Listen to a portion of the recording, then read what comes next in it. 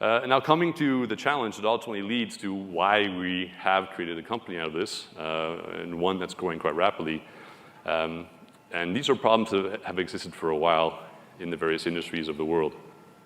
One is that they rely on human presence, and what has become much more acute in recent years, and will continue to do so, according to trends, is the missing workforce. So the older generation is slowly going into retirement. There's claims the younger generation doesn't want to do this type of work. Why? Because it's dangerous in many cases, it's dull, it's routine, dusty, dirty. And these are just not conditions where people really like to work. Just for all of human history, there really hasn't been another alternative.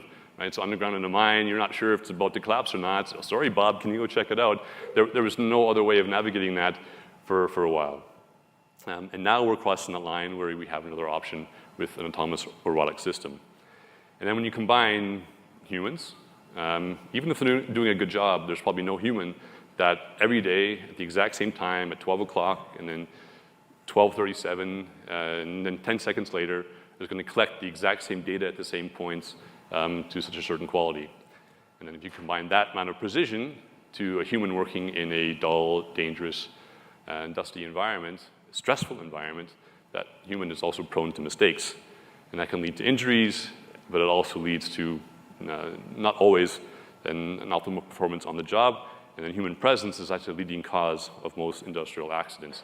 Now, all that adds up to either lack of more uptime and productivity or increased downtime in many of the facilities.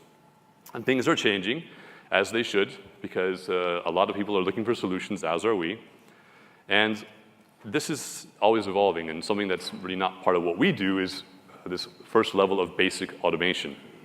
And as we know, people have been installing sensors in industries for a long time, and in actuators that can be activated, and that's fantastic. They can only address a certain amount of our problem because you can't have sensors everywhere. That doesn't scale very well.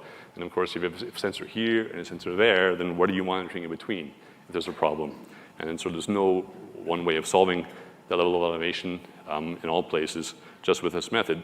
So, especially in recent years, the world has then evolved to assisted operation. I think one very clear picture we now take for granted is this idea of a drone. This is a great tool because it extends the human capability, right?